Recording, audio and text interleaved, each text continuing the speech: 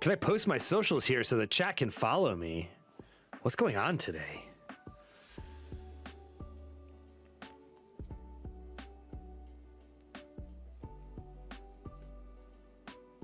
Can you raid me? I'm about to go live. What is this?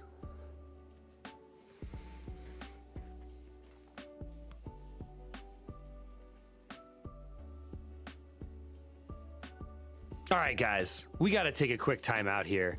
Hope you have an amazing stream, but I got to go set up for mine. All right, time out. All right, we're gonna go to school. Can we go to school for a second, everybody? Toxic Killer School today, guys.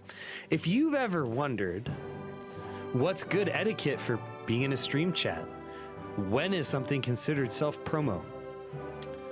I need help with OBS. How can I use social media to grow my brand? Mental health while streaming? Then come on through Toxic Killer 50's Twitch channel. Starting April 17th at 1 p.m. Central Standard Time, we will be starting a podcast to go over things that don't get mentioned a lot on Twitch that can really help you out. We'll have guests in some episodes. Some will just be me, but it's going to be a place where you can ask all of your questions, get answers to anything you want answered in a safe, judgment-free space. So come on down to the channel April 17th, twitch.tv/ToxicKiller50. And let's have an honest conversation about the things that you need to do to potentially grow your channel on Twitch. Appreciate you all, and we will see you soon.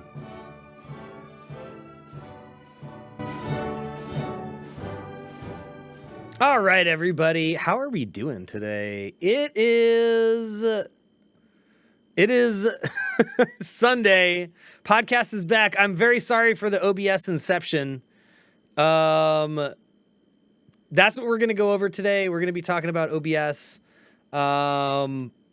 If we have any of the like snap camera channel points redemptions, I'll try to make a list of them and I'll do them after the podcast is done. So we're just gonna go do an open forum into OBS. Before we just go in and jump in, for anybody who's a content creator out here in the chat, is there anything specific from an OBS perspective that you would like me to go over? If there's any specific things you want to know about OBS before we start, it'll give me a good metering point for the kind of things you want to go over. Otherwise, I thought what we could do is maybe just make like a test scene or something, and then I can just kind of show you guys how to build out like a live scene in OBS. We could go over nested scenes if you guys want. I was supposed to have a guest, but they had to cancel, so I'm kind of flying blind. So if there's anything particular you guys want to see before we get started, just let me know. Otherwise, I'm just gonna, like I said, we'll build a scene. I can show you how to do a nested scene. We can really take this however you would like it. So if we're building just a basic go live scene, essentially the first thing we want to do if we're using a capture card is we want to make sure that we set up a video capture device scene on it. And that is essentially, I use the Elgato HD60S. But, you know, it could be anything. You could have an AverMedia. You could have, you know, whatever your capture card is. But you want to have really, to do a super basic one, it's like 3 key things, right? You want a video capture device, audio input capture, which is your microphone, and then you want to have like a camera. So that is like the first 3 parts that you would ever need to worry about. From there, a lot of what you're going to do is going to be browser sources. So like if you were using, I use Stream Elements Live, for example. If you're using Streamlabs or whatever, you know, the alert box in Streamlabs is kind of built into the program, which is like one of the benefits of Streamlabs as a program. But Streamlabs is also like much more taxing on your computer from a utilization perspective. So that's like one thing to look out for if you don't have enough RAM or resources in your PC or on your PC itself. Much higher CPU usage on Streamlabs than OBS Studio, Stream Elements Live, or any of the other broadcasting softwares out there that you can use to kind of do this. So I use Stream Elements Live, which is essentially OBS Studio with browser-based Stream Elements plugins for all of your alerts and stuff. We can go over how to do alert boxes if you guys want to. There's a lot of really fun stuff that you could do with alerts. But for just the basis of creating a scene, if you wanted to do an alert box, what you would do is you would come in here, you would create a new browser source. We then want to make sure we have Stream Elements open.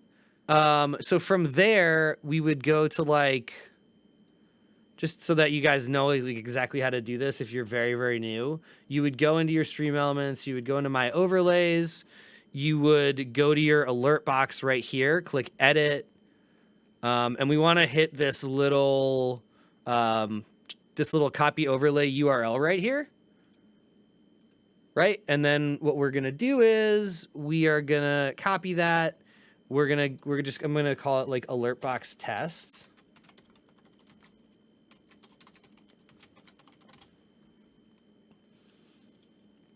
And then what we're going to do is we're going to paste that overlay in there, that link we just did. And then we're going to center it in the middle of our screen. And then, if somebody was to donate a bit or something, then my 1-bit alert would go off, so on and so forth.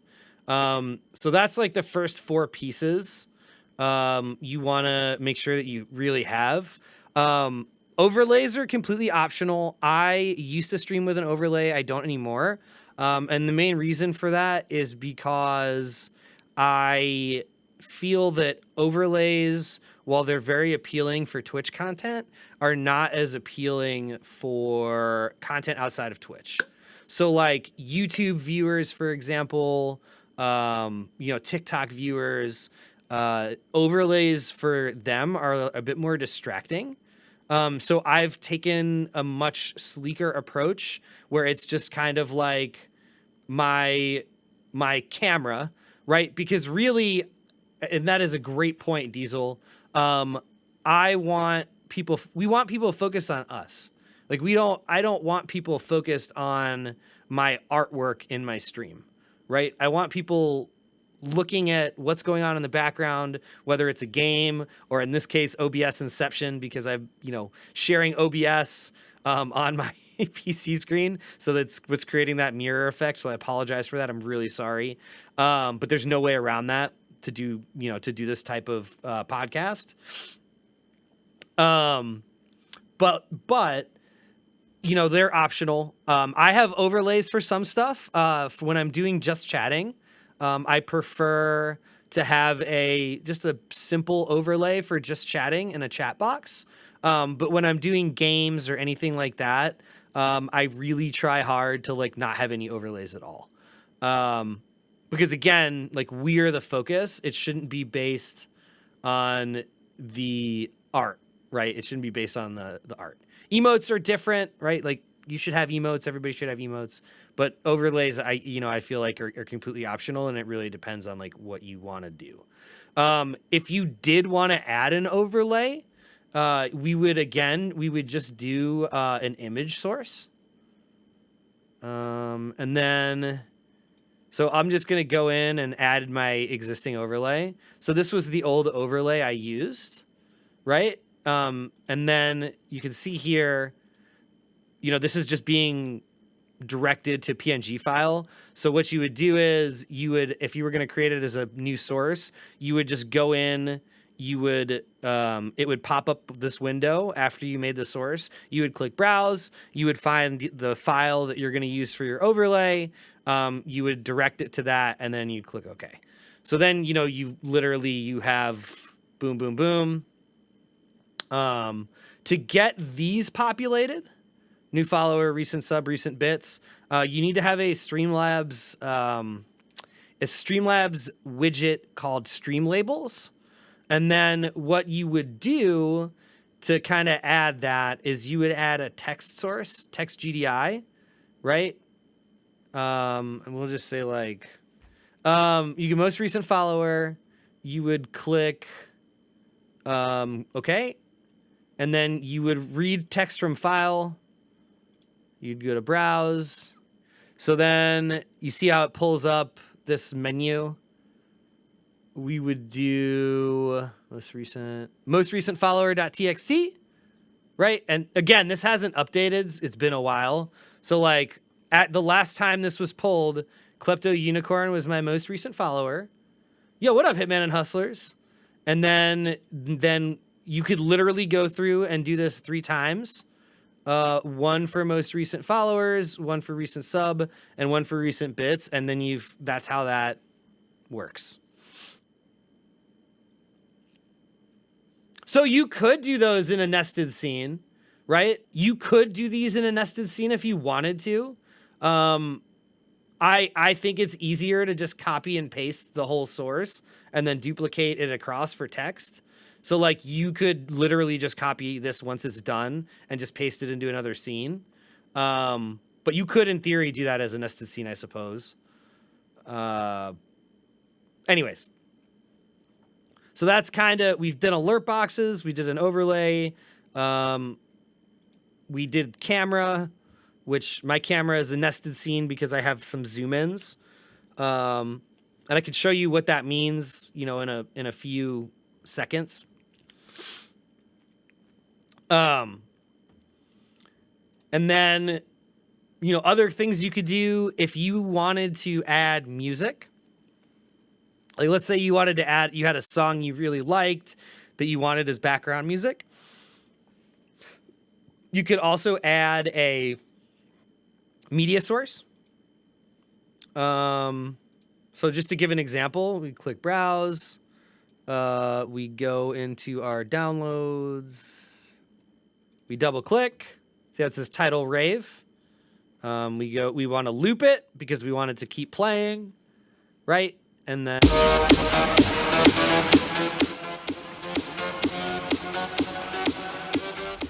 so if you wanted to add a media source, now this song will just play in the background the entire time. Right? So we go to advanced audio properties, we go to our media source, and we make sure it's set to monitor and output, right? And then now I've got music on this particular scene. And then we can always mute it, and then, you know, you guys obviously won't hear it, even though it's still, you know, permanently playing in that particular scene. So then moving on, audio output capture is going to be essentially like anytime you want something specific to come through your stream. So let's say, you know, you wanted to have just as an example, let's say you wanted to have a Discord appear on your stream, right? Like you're playing a multiplayer game, you want everybody that's playing the multiplayer game with you that's in Discord or Xbox Party Chat via PC or whatever to come through your stream. You would add an audio output capture. You could name it Discord Party, right? So I'm just gonna do, for ease of time, we would do Discord Party, right? And then we would go up to our audio output and we would make sure that our headphones are the monitoring device that's selected.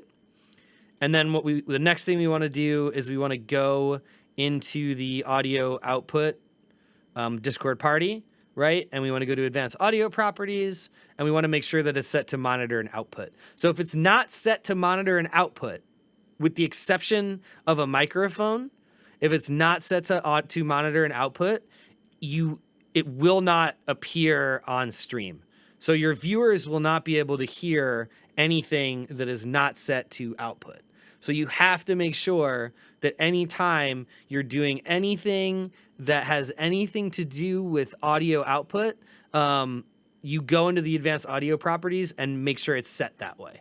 Otherwise, your chat is going to be like, oh, if you're playing music, I can't hear the music, right? And that's the main reason why, that situation kind of happens. Another thing you can do to kind of make things really easy is you can do what's called a group. So what I do is I have all of my audio put into a group, right? So you would just make a new folder, you could hit group, and then what you do is you would drag all of your audio into one place. And then it makes it so that all of those sources are now tied together.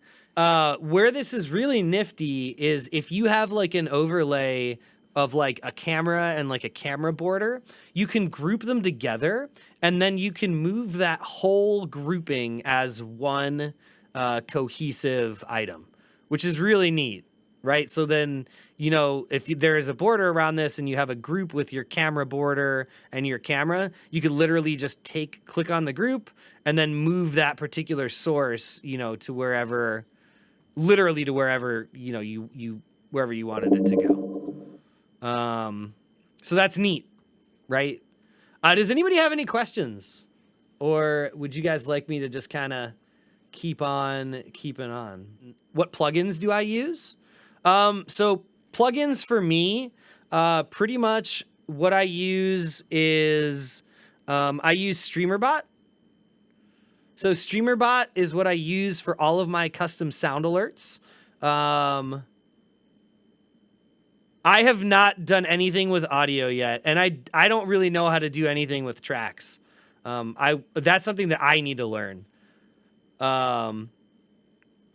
But like audio tracks are cool because you can split it so that if you want to listen to copyright music, but you don't want to get DMCA'd or muted, you can make it so that you can be listening to whatever music you want and your chat won't hear it. It's kind of neat. I am not an expert on that by any means. So plugin wise, I use StreamerBot. It is really cool. You can do so much with StreamerBot. All of my camera channel points redemptions are all done through StreamerBot. And you can then tie it to channel points, which is really cool. So this allows essentially for you to make a channel points redemption. You use the transform source in OBS. I am not a master at this. And then, you can flip your camera upside down, do stuff like that. It's really cool. You can also have custom sounds to where you could literally download any MP3 and have it played on command, which is kind of cool. So I'll actually, show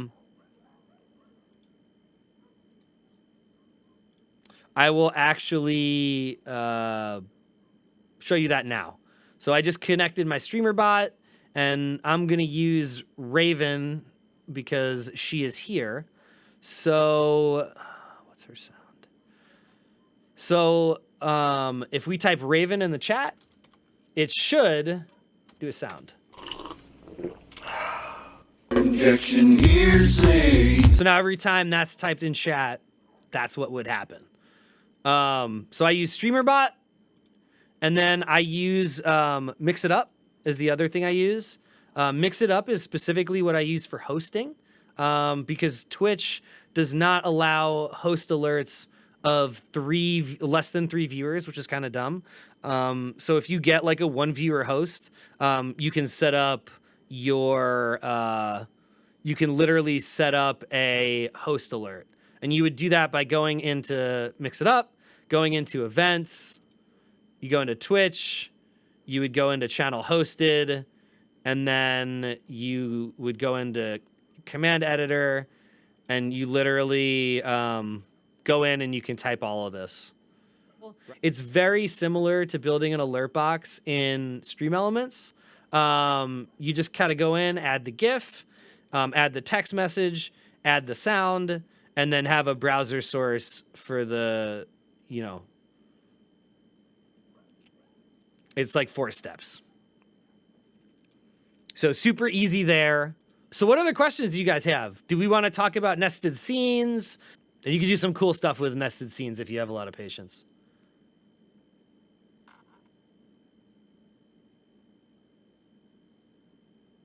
Transforms specifically? Yeah, I can try and muddle my way through that. I got some help with that from the person who was going to guess. I could go into Snap Camera if you want. That would be that's one thing I can do. We can discuss how to build a nested scene. So like, for example, right? This is the make the source disappear, right? So if you wanted to do an effect, you would add it as like a move source, right?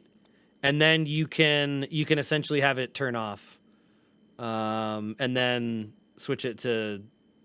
But there's all kinds of cool camera effects you could do. So like you could download, if you're willing to buy a second camera, you could download Snap Camera. So let me just. So Snap Camera is really neat. It literally allows you to use. Snapchat filters via your camera, but it's better to do if you have a camera dedicated to it, because it needs to take over your primary camera and then turn it off. So I have one camera on my primary monitor, one camera on my secondary monitor, and then it allows me to do. I'm going to switch to my regular live scene so that I can show you guys, for those of you who've maybe never seen it in action. So this is now switched over to my SnapCam camera, and then it allows me to do stuff like this, right? So now I can be a penne noodle, or I can be a banana, or I can be Gru, or I can make my face tiny, or I could be Shrek, or whatever of the million, we could be a potato. And it allows, for very fun things you can do from an interaction perspective, that kind of allows your chat to interact with you on a different level. And then you can kind of really make some memes out of it, right? And it is free. It's free. It's very easy to use. There's no subscription for this.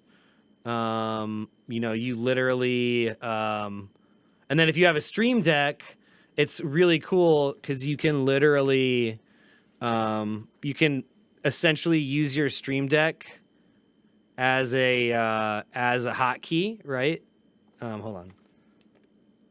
You can use your Stream Deck as a hotkey for it, and then just make a hotkey to tie to all of your different, camera filters, right? And that's a really, really easy software to use, once you have the pieces for it. I wish I could be more help on the transforming, but that's just not something that I have like a super firm grasp on yet. But nested scenes we could very easily do. So if we wanted to do, so I'll show you an example of a nested scene I have. So this is a channel points redemption that you can redeem. It's called I'm King of the World. And this is a great example of a nested scene.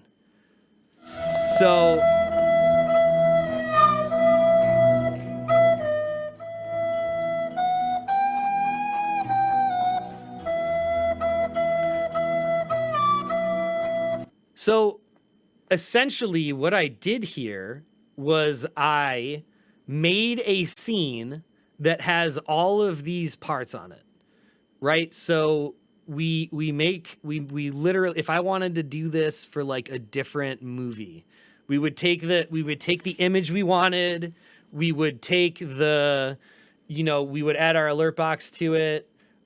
We add our camera, which my camera is a nested scene because I have a camera zoom effect that I can kind of show you in a second.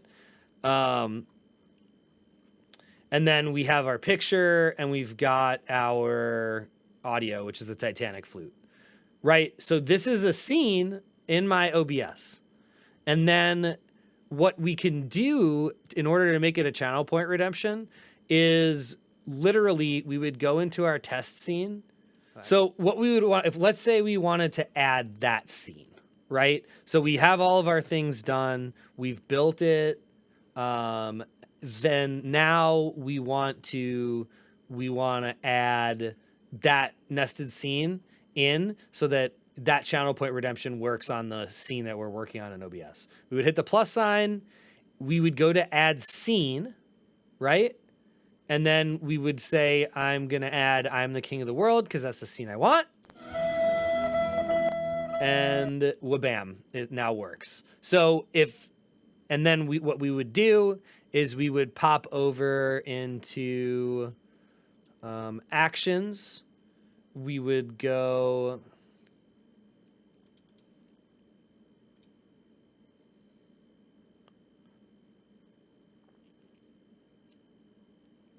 We would duplicate this action. We would move it up here. We would go to test scene for podcast, state visible, right? Delay for 60,000 milliseconds.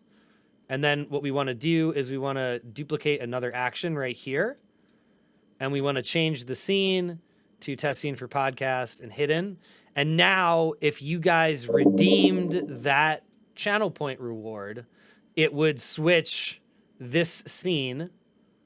It would switch over. It would literally now switch over to that Titanic thing that we did. Now, the other nice thing about a nested scene is we'll use camera, for example. If you have a nested scene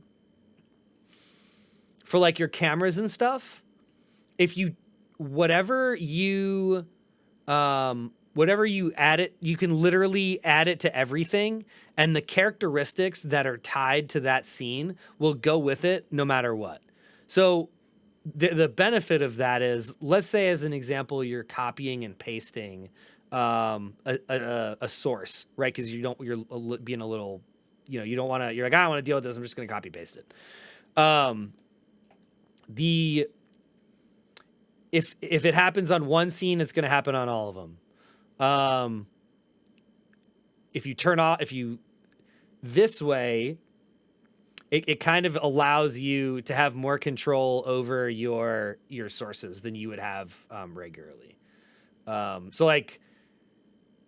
So if you have a source, if you have something that's on every scene, right? It's better to do a nested scene than it is to do the source each time, because you only have to do it once.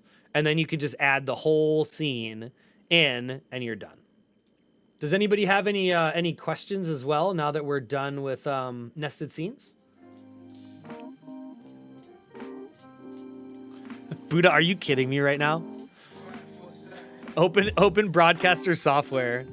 I think we're good. If nobody has any more questions, I can't think of anything else to like cover specifically on OBS.